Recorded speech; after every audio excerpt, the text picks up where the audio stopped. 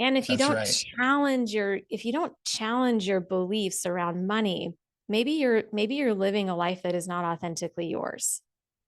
Mm. And that was a lesson for me. You mentioned the money types, and I Mhm. know there's multiple different people who talk about money types, but I'd love to find out more about those. Let's let the listeners know, what do you mean by the money types? What types are there? So the five that I teach that Robin created, they model or Hmm. they mirror the disc profile in some ways. Oh, okay. But if so, the way that we teach it, we have delusional Delilah, who is me. She teaches it as delusional Dan, but I work with women. So delusional Delilah, we Sure. think big, Sure. dream big, Tony Robbins of the world, get a bigger plate, Yeah. right?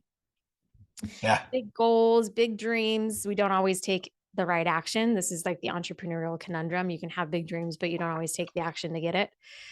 Sure. That's me to a T. So I had to learn how to start taking the right action to then get the result and take risk. Usually, delusional Hmm. Delilahs have healthy relationships with risk. Hmm. The other side of that is the cheap chip, which is risk Cheap chip. adverse. Yeah, cheap chip. Hmm. Hmm. Risk adverse, doesn't like to take risk, scarcity mindset, hoards money. Think Warren Buffett, cheap chip, buy Okay. on value, drive cars that are really old, or Dave Ramsey is a cheap chip. Don't spend money on anything you don't need. Right. Very different money mindsets, different challenges, different strengths. A cheap Sure. chip will work a budget. A Yeah. delusional Dan or Delilah does not want to be slowed down by Nope. that. So we want to be in action. So those are somewhat opposite money types. And then we have the spendthrift Sally, which is your quintessential overspender. Money comes in and out really fast, very abundant in mindset. You'll hear them say things like, "I can always go out and make more money." It Mm. might show up like a more delusional Delilah in behavior, but the why behind it's very different. Spendthrifts aren't thinking about it, they're very impulsive. Delusional Delilahs are usually connected to, I want success. How fast and how quick can I get Mm. success? Different reasons that we Mm. spend money. And then there's the avoider Alice or avoider Al, which is someone who's very conflict avoidant, doesn't really like to talk about their problems, doesn't want to look at their money. Even if they have the money, which happens, they don't pay their bills because Yep. they don't want to be bothered by it. Mm. Right. And for other reasons, people avoid. My ex-husband's an avoider, didn't want to talk about hard conversations, didn't want to acknowledge problems. That's a Yep. challenge. Yep. And then and then the overgenerous Olivia. Mm. Overgenerous Olivia gives, gives, gives. My mom's overgenerous. Take the shirt off my back kind of person, Mother Teresa mindset. Everybody else goes first. And all of those money types have strengths and all of them have weaknesses. Sure. Mhm. Yeah. I've known for years I'm so an avoider spender. I can have interesting and challenging conversations, but when it comes to money, it's like I know I have it. Why am I looking at it? I don't need to worry. Like it'll be there. I'll figure it out. Yeah, I'm totally that. I've known that for a long time. And the hard part is that both my wife and I are pretty similar in that. And I know a Mhm. lot of times you'll marry the opposite, but she's just said we've had to have really good systems in place to make sure that bills get paid and things happen. In all honesty, it's still not me who's doing that. I hear about it. I get the report from my accountant and my bookkeeper, but Mhm. it's like she's had to be the person who learns how to do that a little bit more. And she's somebody who's lived on her own since she was 16 years old, Mhm. so had that responsibility of doing that and can do it. She just doesn't like it. Right? She doesn't like that Yep. thing. Um, so when you discover these with your clients, and again, I know you primarily work with women, do you find there are certain types of uh, working styles or like entrepreneurs versus corporate people that tend to lean more towards one of these as well? I do. And you asked a really poignant question about who are you with money? Like, Mm-hmm. how do we Mm-hmm. know who we are with money? And Mm-hmm. what happens through the test and the awareness that comes with the test is I believe there's someone that we are authentically based on how Mm. we are designed. And then there's all the learned behavior. and Yeah. learned beliefs that show up also. And sometimes someone will take the test and be confused. So for Mm, me, I tested high as a cheap chip, but that's because of how I was raised. I'm got it. definitely a delusional Delilah and an overgenerous Mm, Olivia. And I had to wrestle with that for a minute to realize that mm, being a cheap chip wasn't serving me. And I did things right. like this. So the cheap chip and delusional Delilah wrestled with this until I could fully embrace it because I value success and I want other people to know I'm successful. I grew up in an environment where we didn't wear name brand clothing. We never got name brand clothing, all of that.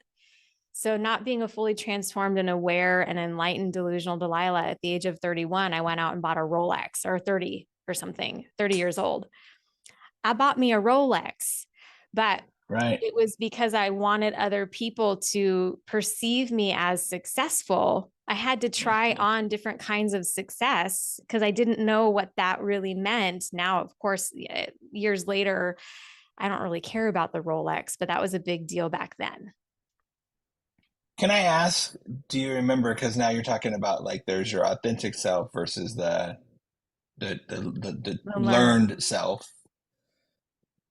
When you had that Rolex, did it make you feel a certain way, or I guess were there any repercussions to your own personality when you had that Rolex or wore that Rolex? Because I have a story behind it, but I want to know if that happened to you too. Yeah, for me, it was that I wanted other people to champion me or acknowledge me that I had somehow made it. Yeah. And So I laugh because the story is so the same, except mine was a BMW. okay. I don't care about cars at all. I don't, it's not my thing. And same thing with brands and labels. And I'm so grateful I married a wife who she's like, you would not ever catch me buying a, Mhm. $5,000 handbag or whatever, right? Stuff like that. But I was having some success and making some money, and I bought a BMW. And the thing about it is, I still to this day remember being in that BMW and being very, very aware that I was aware of people watching me Yep. or seeing me in my car and wanting them to acknowledge that I'm driving a BMW and I'm driving down the street in Yep. this BMW.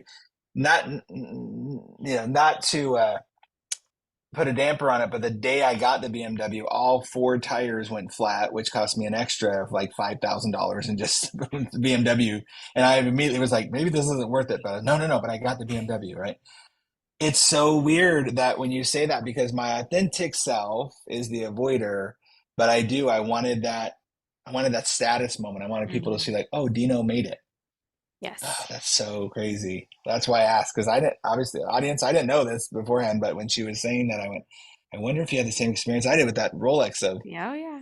and I could care less about having a BMW now. That no way, like that's not my thing. Cars, any type of cars like that. Yeah. That's right. Yeah. I was trying it on because that was what I thought success was.